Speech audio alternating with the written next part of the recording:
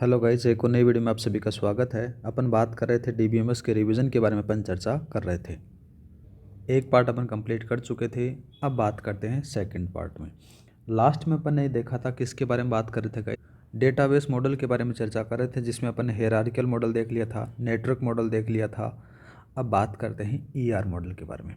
ER model है ये 1970 में बनाया जाता है। पीटर चेन ने इसको बनाया था और इसका अन्य नाम बात करें तो पिक्टोरियल डायग्राम के नाम से इसको कहा जाता है। और बात करें तो जो इसके अंदर से एंटिटी होती है उस एंटिटी को किससे बताया जाता है, रेक्टेंगल से बताया जाता है।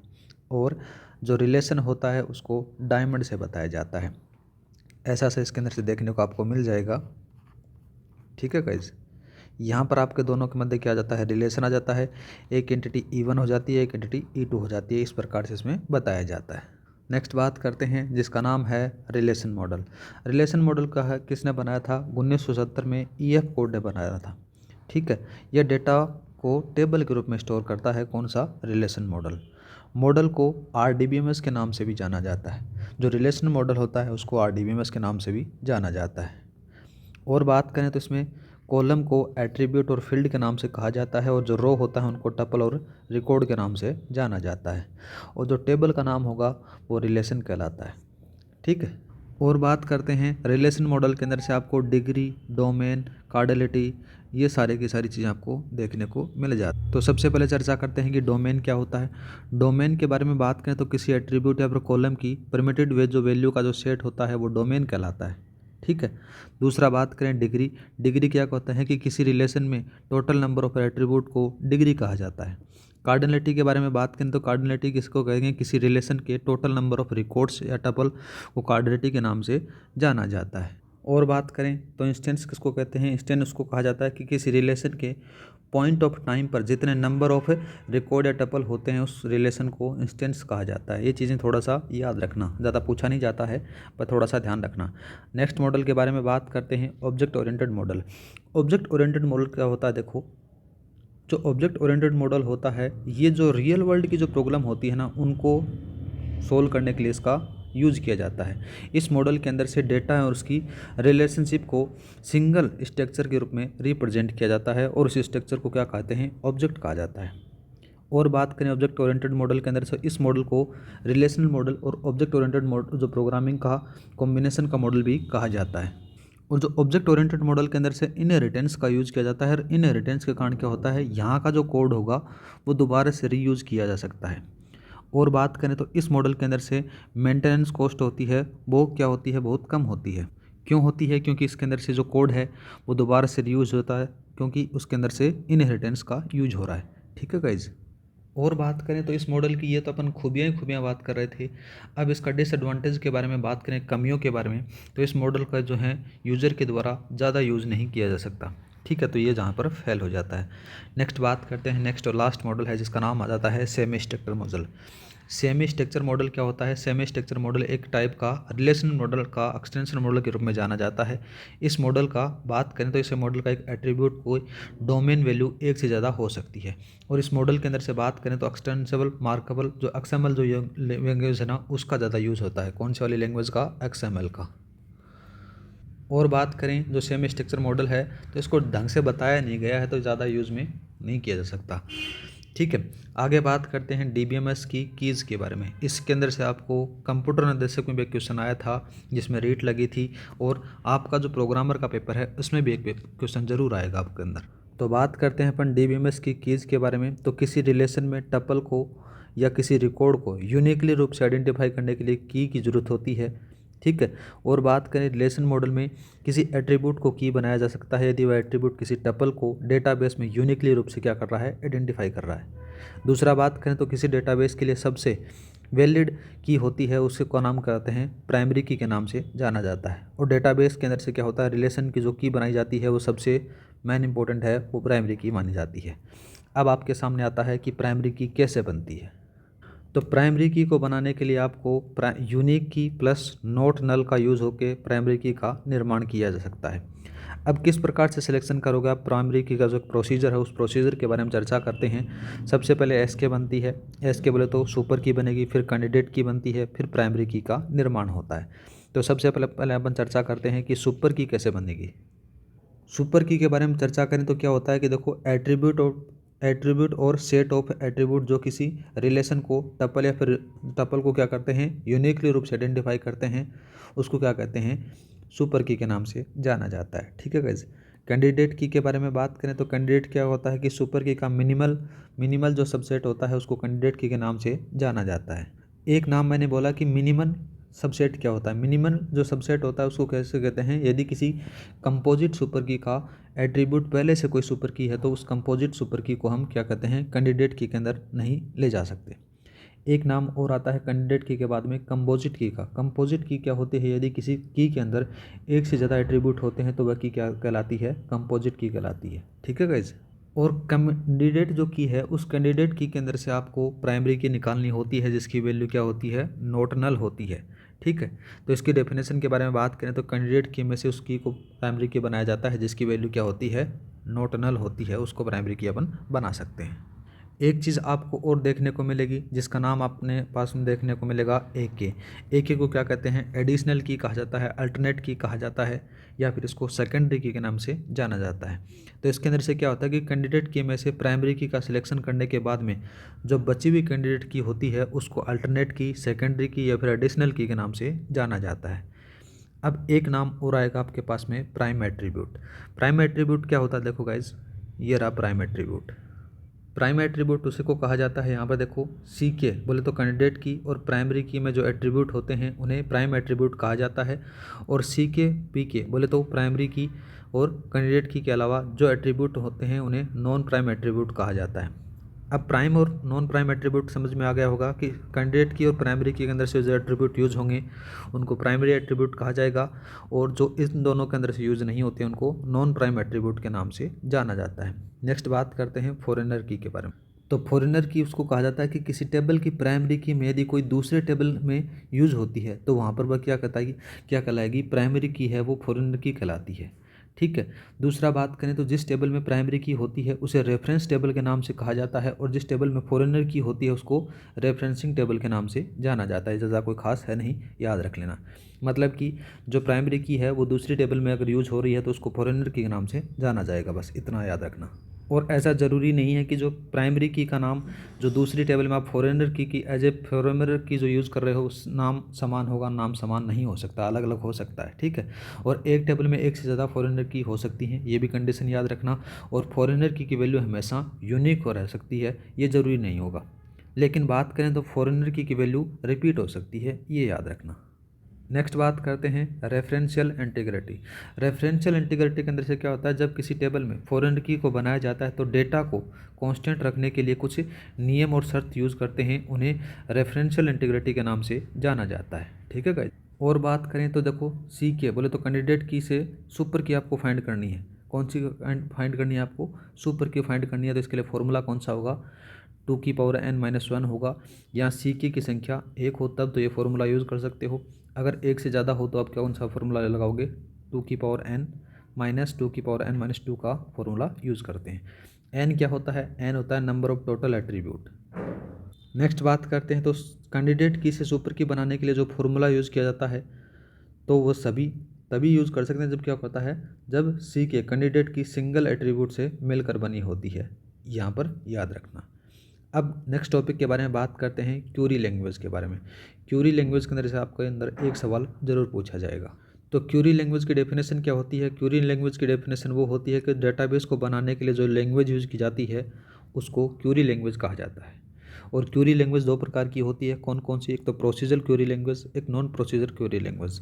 बात करते हैं सबसे पहले प्रोसीजर क्यूरी लैंग्वेज के अंदर से। प्रोसीजर क्यूरी लैंग्वेज क्या होती है, प्रोसीजर क्यूरी लैंग्वेज होती है उसको कहा जाता है जिसके अंदर से अपने को ये पता हो कि प्रॉब्लम क्या है और प्रॉब्लम का सॉल्यूशन कैसे करना है, वो सारी चीज़ें अपने को दी रहती हैं, उसको क्या कहते हैं अपन, प्रोसीजर क्यूरी लैंग्वेज कहा जाता है। बात करें अपन टेक्निकल भाषा के अंदर से तो देखो कि इसके अंदर से क्या होता है, वह क्यूरी लैंग्वेज जिसके अंदर से प्रॉब्लम के साथ साथ उस प्रॉब्लम का सॉल्यूशन निकालने के लिए प्रोसीजर भी डिफाइन होता है, उसको क्या कहते हैं, प्रोसीजर क्यूरी लैंग्वेज कहा जाता है। प्रोसीजर क्यूरी लैंग्वेज के अंदर से एग्जांपल कौन कौन से मिलेंगे आपको, रिलेशनल अलजेब्रा जो अपने पास में दे रखा है अपने सिलेबस में, उसको अपने को पढ़ना है। साथ में PL आ गया, SQL आ गया, सारे के सारे क्या हैं, प्रोसीजर क्यूरी लैंग्वेज होता है। अब बात करते हैं non procedure query language. Non procedure query language वो होता है जिसके अंदर से आपको प्रॉब्लम दी रहती है, ठीक है, पर उसका सॉल्यूशन कैसे करना है वो चीज़ें इसके अंदर से नहीं दी रहती हैं, उसको क्या कहते हैं, non procedure query language guys. और आपसे पूछे कि नॉन प्रोसीजर क्वेरी लैंग्वेज का एग्जांपल, तो जैसे रिलेशन कैलकुलस वो अपने सिलेबस में दे रखा है, उसको अपन पढ़ेंगे, साथ में एसक्यूएल दे रखी है, वो दोनों चीज़ें अपन पढ़ने वाले हैं, ठीक है गाइज। तो सबसे पहले बात करते हैं अपन प्रोसीजर क्वेरी लैंग्वेज के अंदर से। प्रोसीजर क्वेरी लैंग्वेज के अंदर से बात करें तो सबसे पहले अपने पास में टॉपिक दे रखा है सिलेबस के अंदर से रिलेशनल अलजेब्रा। इसके अंदर से एक सवाल जरूर मिलेगा आपको। तो बात करते हैं अपन रिलेशनल अलजेब्रा के अंदर से 10 ऑपरेशन दे रखे हैं और इन 10 ऑपरेशनों को 2 भागों में बांटा जाता है। पहला तो बांटा जाता है फंडामेंटल ऑपरेशन जिसको बेसिक ऑपरेशन कहा जाता है। दूसरा बात करें एडवांस ऑपरेशन जिसको ड्राइव्ड ऑपरेशन कहा जाता है। फंडामेंटलों की संख्या 6 है जिसके अंदर से कौन कौन से हैं, जैसे सिलेक्शन हो गया, सिलेक्शन को सिग्मा से बताया जाता है। प्रोजेक्शन हो गया, पाई से बताया जाता है। रीनेम हो गया, सेट यूनियन हो गया, सेट डिफरेंस हो गया और कार्टेजन प्रोडक्ट हो गया। ये 6 के 6 क्या हैं, फंडामेंटल या फिर बेसिक ऑपरेशन कहलाते हैं। एडवांस ऑपरेशन या फिर ड्राइव्ड ऑपरेशनों की संख्या क्या जाती है गाइज, 4 आ जाती है, जिसके अंदर से सेट इंटरसेक्शन आ जाता है, जॉइन आ जाता है, जो सबसे ज़्यादा सवाल इसके अंदर से देखने को मिलेंगे। बहुत बड़ा टॉपिक है, इसको मैं बढ़िया तरीके से बताने वाला हूँ। आगे बात करें डिवीजन आ जाता है और एक असाइनमेंट आ जाता है। तो सबसे पहले बात कर लेते हैं अपन फंडामेंटल के बारे में। एक चीज़ और याद रखना, जो एडवांस ऑपरेशन है या फिर जो कौन से वाले जाते हैं ड्राइव्ड ऑपरेशन है, ये क्या होते हैं, फंडामेंटल ऑपरेशन की सहायता से इनको बनाया जाता है, इसलिए इनका नाम आ जाता है ड्राइव्ड ऑपरेशन। तो सबसे पहले बात करते हैं गाइज फंडामेंटल ऑपरेशन के अंदर से सिग्मा, सिलेक्शन के अंदर से, सिलेक्शन को अंदर से किसको बताया जाता है, सिग्मा से बताया जाता है। लोअर केस और लोअर के नाम से इसको बताया जाता है। और जो सिलेक्शन ऑपरेशन है ये क्या जाता है, एक यूनरी ऑपरेशन कहलाता है, ठीक है। ये कहाँ पर काम करेगा, ये रो या रिकॉर्ड टपल के अंदर से इसको यूज किया जाता है। इससे क्या करते हैं अपन, डेटा को फेच कर सकते हैं। इसका सिंटेक्स आपसे पूछ ले तो सिंटेक्स क्या जाता है, सिग्मा पी और आर आ जाता है, ठीक है। ये इसका सिंटेक्स आ जाता है सिलेक्शन का।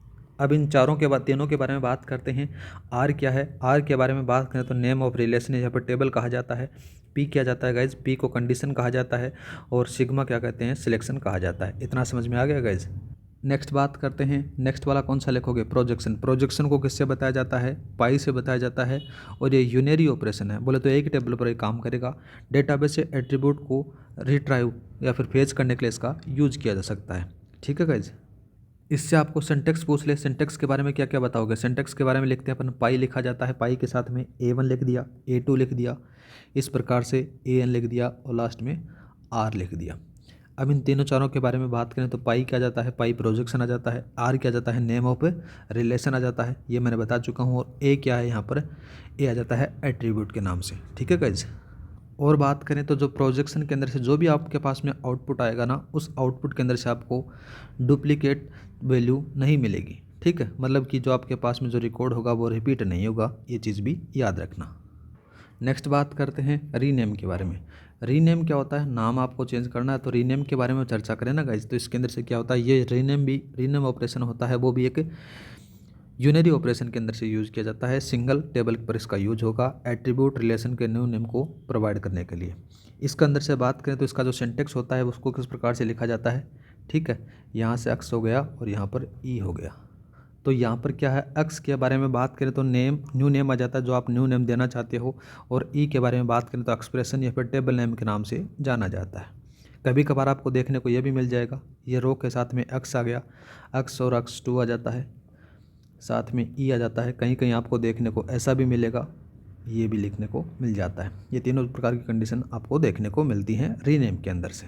अब बात करते हैं सेट वाले एक जगह कर लेते हैं। जैसे एक तो सेट यूनियन, एक सेट डिफरेंस आ गया, एक सेट इंटरसेक्शन आ गया। इन तीनों को एक साथ अपन करते हैं। सेट यूनियन, सेट डिफरेंस हैं, ये फंडामेंटल या फिर बेसिक ऑपरेशन के अंदर से शामिल किए जाते हैं। और जो सेट इंटरसेक्शन है ये एडवांस या फिर ड्राइव्ड ऑपरेशन के अंदर से शामिल किया जाता है, ठीक है गाइस। ऊपर वाले आप पढ़ कर आए थे कि यूनरी हैं, यूनरी हैं, यूनरी हैं, ठीक है। लेकिन नाम, जहाँ पर नाम आ जाता है सेट, तो नाम याद रख लेना, ये किया जाता है बाइनरी ऑपरेशन के अंदर से शामिल किए जाते हैं। सेट यूनियन, सेट डिफरेंस और सेट इंटरसेक्शन, तीनों के तीनों आपको यहाँ पर यूज किएंगे गाइज, ये बाइनरी ऑपरेशन के अंदर से किए जाते हैं। और बात करें इसके अंदर से क्या होता है, तीनों सेट ऑपरेशन को परफॉर्म करने से पहले क्या करते हैं अपन, एक कंडीशन को चेक किया जाता है और वह कंडीशन क्या होनी चाहिए, आपको ट्रू होना चाहिए। अगर ट्रू होगी तो कंडीशन, अगर वो कंडीशन ट्रू होती है तो ये काम सक्सेस हो गए, ऑपरेशन है काम करेंगे, अदरवाइज नहीं करेंगे। पहली बात करें तो कौन सा होता है, रिलेशन के अंदर से क्या होता है कि दो रिलेशन में से नंबर ऑफ एट्रीब्यूट सेम होने चाहिए और दोनों रिलेशन में डिग्री भी क्या होनी चाहिए, सेम होनी चाहिए।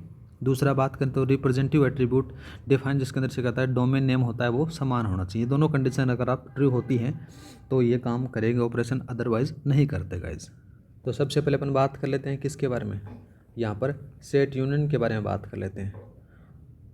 सेट यूनियन है, आपको पता है कि यू से बताया जाता है, किससे बताया जाता है, यू से बताया जाता है। बाइनरी ऑपरेशन पर काम होता है और जो कंडीशन होती है उन कंडीशनों को चेक करना होता है। अगर इस कंडीशन ट्रू होती है तो काम करेगा। और दो टेबल की इन्फॉर्मेशन को कंबाइन करने के लिए सेट यूनियन का यूज किया जाता है। दो टेबल की एट्रीब्यूट इन्फॉर्मेशन को कंबाइन करना इसका यूज होता है। किस प्रकार से होता है, देखो इसका सिंटेक्स के बारे में चर्चा करें तो दो टेबल का नाम आ जाता है, एक का नाम आ जाता है आर, दूसरी का जाता है एस। इन दोनों के मध्य आपको क्या लगाना है, सेट यूनियन लगाना है। इस प्रकार से इसका सिंटेक्स होता है। नेक्स्ट बात करते हैं गाइज सेट डिफरेंस के बारे में। सेट डिफरेंस है, इसको माइनस से बताया जाता है जहाँ पर ये दिखाया गया है और इसके अंदर से भी कंडीशन क्यों ट्रू होगी तो ये कंडीशन काम करेगी। इसके अंदर से क्या होता है कि दो टेबल के बीच में एडिशनल इन्फॉर्मेशन को बताता है। साथ में बात करें तो दो एट्रीब्यूट के बीच में एडिशनल इन्फॉर्मेशन को भी ये बताता है। किस प्रकार से, दो टेबल का नाम आपने दे दिया आर और एस, ठीक है, और इस प्रकार से इसको बताया जाता है। नेक्स्ट आता है सेट इंटरसेक्शन के बारे में। सेट इंटरसेक्शन को उल्टे यू से बताया जाता है। किससे बताया जाएगा, उल्टे यू से बताया जाता है। इसके अंदर से भी क्या होता है कि जो कंडीशन ट्रू होंगी तो ही आपके पास में फॉलो करेगा। बाइनरी ऑपरेशन पर लागू होता है। इसको एडवांस या फिर ड्राइव्ड ऑपरेशन के अंदर से शामिल किया जाता है। अगर बात करें इसके सिंटेक्स के बारे में तो देखो सिंटेक्स क्या जाता है, सिंटेक्स के बारे में थोड़ा सा समझना ज़्यादा ज़रूरी है गाइज। जैसे आपके पास में एक टेबल का अक्स आ गया, दूसरे का आ गया वाई, यहाँ का जो मिड वाला जो पार्ट है इसको इंटरसेक्शन कहा जाता है। इसके बारे में आपको बताना है। इसके सिंटेक्स के अंदर से क्या होगा, अक्स, ठीक है, यहाँ पर लिखने के लिए आप क्या करोगे, अक्स प्लस का वाई माइनस का क्या कर दोगे, अक्स और वाई कर दोगे। इस प्रकार से आप इसको निकाल सकते हो, इसका इंटरसेक्शन। और जो सेट इंटरसेक्शन के अंदर से बात करें तो सेट यूनियन ऑपरेशन का भी यूज किया जाता है। दो टेबलों को कॉमन रिकॉर्ड को आउटपुट देता है और दो टेबल में एट्रीब्यूट में से कॉमन वैल्यू को क्या करता है, आउटपुट देता है। ये भी याद रखना, ठीक है। नेक्स्ट बात करते हैं गाइज कार्टेशियन प्रोडक्ट के बारे में। कार्टेशियन प्रोडक्ट होता है, इसको अक्स से बताया जाता है, याद रखना। क्रॉस से बताते हैं, क्रॉस प्रोडक्ट इसको कहा जाता है, क्रॉस जॉइन के नाम से भी जाना जाता है। रिप्रेजेंट इसको अक्स से बताया जाता है। बाइनरी ऑपरेशन पर काम करता है और दो टेबल को मिलाकर बिना किसी कंडीशन पर क्या करता है, एक टेबल बनाकर कन्वर्ट की जाती है। इस पर कोई क्रॉस प्रोडक्ट होता है, इस पर कोई भी प्रकार की आपको नहीं लगानी, कंडीशन नहीं लगानी, ठीक है। और बात करें तो जो कार्टेशियन प्रोडक्ट है वो टेबल पर लागू होता है, न कि कोई एट्रीब्यूट पर, ठीक है। आगे बात करते हैं अपन, दूसरा नाम आ जाता है जॉइन के बारे में। अब चलते हैं जॉइन पर। ये रहा जॉइन ऑपरेशन है, इंपॉर्टेंट है, ज़रूर एग्जाम में छपेगा सवाल। इसके अंदर से क्या होता है कि जो आपने कार्टेशियन प्रोडक्ट था उस कार्टेशियन प्रोडक्ट्स के साथ में कंडीशन ऐड कर देते हो तो ये जॉइन ऑपरेशन की तरह काम करने लग जाता है, मतलब कि जॉइन ऑपरेशन हो जाता है। और जॉइन ऑपरेशन होते हैं वो मुख्य रूप से 6 होते हैं। कौन कौन से, अगर बात करें इनर जॉइन की संख्या 3 होती है और आउटर की जॉइन की संख्या 3 होती है। इस प्रकार से इनकी संख्या 6 आपको देखने को मिल जाती है। सबसे पहले बात करते हैं इनर जॉइन के बारे में। इनर जॉइन को अंदर से कौन कौन सी चीज़ें आपको देखने को मिलेंगी। इनर जॉइन है, इसके अंदर से आपको थीटा जॉइन मिलेगा। थीटा जॉइन को आपको क्या कहते हैं, कंडीशनल जॉइन के नाम से भी जाना जाता है और इसको इस प्रकार से, इस सिंबल से बताया जाता है। और जो जॉइन ऑपरेशन होता है उसको इस प्रकार से बताया जाता है, ये याद रखना। इसी के साथ में इक्वी जॉइन आता है। इक्वी जॉइन को इसके साथ में इजिकल टू का साइन लगा दोगे। और नेचुरल जॉइन होता है, जो नॉर्मल जॉइन होता है उसको इस प्रकार से बताया जाता है। नेक्स्ट बात करते हैं आउटर जॉइन के बारे में। तो आउटर जॉइन के अंदर से लेफ्ट, राइट और फुल हो गया। लेफ्ट में लेफ्ट की तरफ से आएगा, राइट में राइट की तरफ से आएगा और फुल के अंदर से दोनों तरफ से आएगा। इस प्रकार से इनके सिंबल होते हैं। अब एक एक अपन पढ़ते हैं। सबसे पहले बात करते हैं अपन इनर जॉइन के बारे में। इनर जॉइन किसके कहते हैं कि दो टेबल में यदि किसी कंडीशन पर जॉइन किया जाता है तो क्या होता है, जॉइन करने के बाद में आउटपुट टेबल पर यदि किसी इनपुट और टेबल के अंदर से क्या होता है, इन्फॉर्मेशन नहीं आती है ना, तो इस इन्फॉर्मेशन को आउटपुट टेबल में इंक्लूड नहीं किया जा सकता। इसके अंदर से इसको शामिल किया जाता है। उसको क्या कहते हैं अपन, इनर जॉइन के नाम से जाना जाता है। इनर जॉइन के अंदर से बात करें तो एक तो थीटा जॉइन आ जाता है। थीटा जॉइन के अंदर से बात करें तो इसके अंदर से क्या है, इसका रिप्रेजेंट है, इस प्रकार से इसको किया जाता है। ठीक है, थीटा क्या बताता है, थीटा कंडीशन को बताता है। और ये बाइनरी ऑपरेशन है, बोले तो दो टेबलों पर काम करता है और दो टेबल पर किसी कंडीशन को मर्ज करके उनको क्या करता है, एक टेबल बना देता है। और बात करें तो जो थीटा जॉइन होता है, थीटा जॉइंट के अंदर से क्या कर दी जाती हैं, कंडीशन दी होती हैं। और कंडीशन पर टाइप कैसा भी हो सकता है, ऐसा कोई ज़रूरी नहीं है कि किस प्रकार से टाइप अपने को दे। और जिस एट्रीब्यूट पर कंडीशन लगाई जाती है या फिर जिस एट्रीब्यूट पर दोनों टेबल को मर्ज किया जाता है तो उस नेम का अंदर से होता है दोनों टेबलों को डिफरेंट हो सकता है, ऐसा कोई ज़रूरी नहीं है। नेक्स्ट बात करते हैं इक्वल जॉइन की। इक्वी जॉइन क्या होता है, देखो इक्वल जॉइन है उसको इस प्रकार से रिप्रेजेंट किया जाता है, बाइनरी ऑपरेशन पर काम होता है और कंडीशन बाय डिफ़ॉल्ट क्या होती है, इक्वल होती है। और बात करें तो दो टेबल को एट्रीब्यूट को इक्वल वैल्यू पर मर्ज करता है और दोनों टेबल पर जिस एट्रीब्यूट पर इक्वल की कंडीशन लगा रहे हैं तो उसका नाम क्या होना चाहिए, सेम होना चाहिए, ऐसा कोई ज़रूरी नहीं होता। ठीक है, नेक्स्ट बात करते हैं। नेक्स्ट आता है नेचुरल जॉइन। नेचुरल जॉइन के अंदर से क्या होता है, बाइनरी ऑपरेशन होगा, रिप्रेजेंट इसको इस प्रकार से किया जाता है और दोनों टेबल में जिस एट्रीब्यूट पर जॉइन करा रहे हो उसका नाम क्या होना चाहिए, सेम होना चाहिए, ऐसा ज़रूरी होता है नेचुरल जॉइन के अंदर से। नेक्स्ट बात करते हैं आउटर जॉइन के बारे में। आउटर जॉइन की जो डेफिनेशन होती है उसके अंदर से क्या होता है कि आउटर जॉइन के अंदर से दो टेबल को नेचुरल जॉइन के प्रिंसिपल पर क्या करता है, मर्ज किया जाता है। और साथ में आउटर जॉइन के नेचर के हिसाब से टेबल के अंदर जो है इन्फॉर्मेशन फिर बोले तो आउटपुट टेबल में अपन इसको इंक्लूड कर सकते हैं, नहीं भी कर सकते, ऐसा देखने को मिल जाता है। और बात करें तो जो आउटर जॉइन होता है वो तीन प्रकार का वो देखने को मिलेगा, एक तो लेफ्ट, राइट और फुल हो गया। लेफ्ट के बारे में बात करते हैं तो बाइनरी ऑपरेशन होता है, नेचुरल जॉइन के प्रिंसिपल पर काम करेगा क्योंकि ये ड्राइव्ड ऑपरेशन के अंदर शामिल होता है। इसके अंदर से कौन कौन सी कंडीशन होती हैं कि दोनों टेबल में जॉइन एट्रीब्यूट का नाम क्या होना चाहिए, समान होना चाहिए, इक्वल की कंडीशन होनी चाहिए, आउटपुट टेबल में जॉइन एट्रीब्यूट को एक ही बार रखा जाता है। ठीक है, और बात करें तो जॉइन करने के बाद में लेफ्ट टेबल में जो भी रिमेनिंग इन्फॉर्मेशन बचती है उसको भी शामिल कर दिया जाता है। एक चीज़ थोड़ा मोटा मोटी याद रखना ना, अगर आपने दो टेबलों को मर्ज करवाया तो जो लेफ्ट वाला लगा रहे हो तो लेफ्ट आउटर जॉइन में अंदर से लेफ्ट के जो टेबल का जो डेटा है वो कंप्लीट आएगा, राइट वाला लगा रहे हो तो राइट का कंप्लीट आ जाता है और फुल वाला लगाता हो तो दोनों आता है। ठीक है, नेक्स्ट बात करते हैं राइट के अंदर से। राइट आउटर जॉइन क्या होता है, इसको भी बाइनरी ऑपरेशन कहा जाता है, रिप्रेजेंट इसको सिंबल से किया जाता है। नेचुरल जॉइन को प्रिंसिपल पर काम करता है और जॉइन करने के बाद में राइट टेबल की जो रिमेनिंग इन्फॉर्मेशन होती है उसको यहाँ पर शामिल कर दिया जाता है, ये चीज़ें मैंने बता चुका हूँ। नेक्स्ट बात करते हैं, नेक्स्ट का नाम आ जाता है guys full outer join. Full outer join होता है, ये भी बाइनरी ऑपरेशन पर काम करता है कि नेचुरल जॉइन के प्रिंसिपल को उसको फॉलो करेगा और जॉइन करने के बाद में लेफ्ट और राइट के दोनों टेबलों की रिमेनिंग जो इन्फॉर्मेशन होती है उसको भी शामिल कर दिया जाता है, मतलब जो भी आपका डाटा है वो कंप्लीट डाटा एक टेबल में कन्वर्ट हो जाता है। नेक्स्ट बात करते हैं गाइज डिवीज़न वाला। कौन सा करेंगे अपन, डिवीज़न। डिवीज़न ऑपरेशन है उनके बारे में बात करेंगे, इसके अंदर से सवाल एक दो बार देखने को मिल जाता है। डिवीज़न ऑपरेशन, डिवीज़न ऑपरेशन होता है ये एडवांस ऑपरेशन के अंदर शामिल किया जाता है, रिप्रेजेंट इसको इससे या फिर इससे किया जाता है। क्रॉस प्रोडक्ट और सेट डिफरेंस और एक प्रोजेक्शन को यूज़ करके इसको बनाया जाता है। ठीक है, और बात करें डिवीजन ऑपरेशन के अंदर से, इसके अंदर से क्या होता है कि दूसरी टेबल के एट्रीब्यूट पहले टेबल के एट्रीब्यूट में प्रॉपर सबसेट होना चाहिए। दूसरी कंडीशन आ जाती है कि डिवीजन ऑपरेशन में जब दो टेबल का डिवीजन परफॉर्म किया जाता है ना तो इसके अंदर से क्या है, आउटपुट में पहली टेबल का एट्रीब्यूट दूसरी टेबल के एट्रीब्यूट में सबसेट करके निकाला जाता है, जैसे a-b से किया जाता है। दूसरा बात करते हैं, तीसरा आ जाता है कि डिवीजन ऑपरेशन में आउटपुट के रूप में वही टेबल जो पहले वाले जो टेबल है उसके अंदर से जो टपल होते हैं, टपल रिटर्न होते हैं जो पहले दूसरी टेबल के अंदर से क्या होते हैं, समान होते हैं, उनको एसोसिएट करके कनेक्ट किया जाता है। ठीक है गाइज, तो ये डिवीजन ऑपरेशन के अंदर से काम होता है। मेन चीज़ तो अगर आपको बताऊं जॉइन ऑपरेशन पढ़ लेना, इसके अंदर से एक सवाल आपको ज़रूर देखने को मिलेगा। नेक्स्ट बात करते हैं, नेक्स्ट वाला जाता है असाइनमेंट ऑपरेशन। असाइनमेंट ऑपरेशन के अंदर से क्या होता है, इसको रिप्रेजेंट किया जाता है स्थिर से। ठीक है, और इसके अंदर से कॉम्प्लेक्स क्वेरी को सिंपल या फिर कन्वर्ट करके इसको बनाया जाता है। इसके अंदर से टेम्प्रेरी जो वेरिएबल है उनका यूज़ करके बनाया जाता है, जैसे यहाँ पर आपको देखने को मिलेगा TMP1 आ गया, TMP2 आ गया, इस प्रकार से आपको देखने को मिल जाता है असाइनमेंट ऑपरेशन के अंदर से। नेक्स्ट बात करते हैं non procedure Curie language. Non procedure Curie language का एग्जांपल मैंने बताया था, रिलेशन कैलकुलस इसके अंदर से शामिल होता है और इसमें ये शामिल रहता है कि अपने को क्या करना है, बस कैसे करना है वो प्रोसीजर में आपको देखने को मिला। इसके अंदर से आपको ये पता चलेगा कि क्या करना है। ठीक है, अब बात करते हैं रिलेशन कैलकुलस को अंदर से दो भागों में बांट दिया जाता है। एक होता है टीआरसी और दूसरा होता है डीआरसी। टीआरसी किसको कहते हैं? टप्पल रिलेशन कैलकुलस को कहा जाता है। और डीआरसी किसको कहा जाता है? डोमेन रिलेशन कैलकुलस को कहा जाता है। बात करें टीआरसी के बारे में, टीआरसी के अंदर से क्या होता है? जो सारा का सारा काम टप्पल या रिकॉर्ड पर होता है और इसको 1972 के अंदर से ईएफ कोड के द्वारा बताया गया था। डीआरसी के बारे में बात करें तो डोमेन रिलेशन कैलकुलस के अंदर से काम होता है और इसका जो सारा का सारा काम होगा वो एट्रीब्यूट और डोमेन पर काम होता है। 1977 के अंदर से इसको किया था, दो वैज्ञानिक थे, ल्यूक्रेस और पिटोरे के द्वारा बताया जाता है। ठीक है गाइज।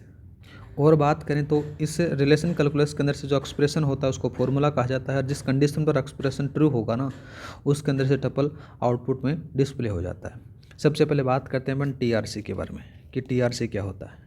तो टीआरसी का जब जिक्र होता है तो टीआरसी में टप्पल के ऊपर वर्क किया जाता है और रिजल्ट के रूप में एक या एक से ज़्यादा आपको टप्पल शो किया जाता है। यदि दी गई कार्टेशियन जो कंडीशन है वो आपको ट्रू होती है तो ही रिजल्ट शो होगा, अदरवाइज नहीं होगा। और टीआरसी का अगर सिंटेक्स आपसे पूछे तो टीआरसी को सिंटेक्स को लिखने के लिए टी/ लिखना, पीटी लिखना और ये लिखना, इसका सिंटेक्स होता है टीआरसी का। इसमें से क्या होता है? टी के बारे में बात करें तो इसको रिजल्टिंग टप्पल के नाम से जाना जाता है। पीटी क्या होता है? पीटी जो कंडीशन होती है उसको कहा जाता है। ठीक है गाइज। आगे बात करते हैं इसी के साथ में टीआरसी। टीआरसी के अंदर से कुछ ऑपरेशन होते हैं, उनके बारे में बात करें तो सबसे पहला नाम आता है लॉजिकल ऑपरेशन। लॉजिकल ऑपरेशन के अंदर से जैसे एंड के लिए आप ये सिंबल यूज़ करोगे, और के लिए ये करोगे, नोट के लिए ये सिंबल किया जाता है। टीआरसी में एंड और नोट तीन टाइप के क्या होते हैं? लॉजिकल कनेक्टर होते हैं, उसका यूज किया जाता है। ठीक है। इस टीआरसी के अंदर से आपको एक रूल देखने को मिलेगा जिसका नाम बोलते हैं इम्प्लिसिटेशन रूल कहा जाता है। ठीक है। अगर वो ट्रू होगा तो कंडीशन फॉल हो जाती है। एक तीसरा बात करते हैं जिसका नाम आ जाता है क्वांटिफायर। क्वांटिफायर दो प्रकार के होते हैं, एक तो एसेंशियल क्वांटिफायर होता है, एक यूनिवर्सल क्वांटिफायर होता है। एसेंशियल क्वांटिफायर होता है उसको उल्टे ई से बताया जाता है और यूनिवर्सल क्वांटिफायर होता है उसको उल्टे ए से बताया जाता है। और बात करें अपन इन्हीं के बारे में थोड़ा सा क्वांटिफायर के बारे में, तो एसेंशियल क्वांटिफायर होता है, इसके अंदर से किस प्रकार से इसको बताया जाता है? ये लगा रहेगा, साथ में टी लगा रहेगा, ये और आर आ गया और यहाँ पर क्यू और टी आ जाता है। इस प्रकार से इसका सिंटैक्स आपको देखने को मिलेगा एसेंशियल का। ठीक है गाइज। और बात की जाए यूनिवर्सल का, अगर कहीं नाम आ जाता है तो यूनिवर्सल वाले में ये हट जाता है और यहाँ पर ये आ जाता है, ये यूनिवर्सल का हो जाता है। नेक्स्ट बात करते हैं गाइज अपन डीआरसी के बारे में। डीआरसी आपको पता चल गया कि डीआरसी के अंदर से क्या कहते हैं कि डोमेन के अकॉर्डिंग या फिर एट्रीब्यूट के अकॉर्डिंग क्या करते हैं? डाटा को अपन फिल्टर करते हैं। इसकी खोज 1977 के अंदर से की गई थी लॉरेक्स पिटोरे के द्वारा। और डीआरसी के अंदर से लिस्ट ऑफ वेरिएबल होते हैं जिनके अंदर से क्या होता है? कंडीशन के अकॉर्डिंग इनको चेक किया जाता है।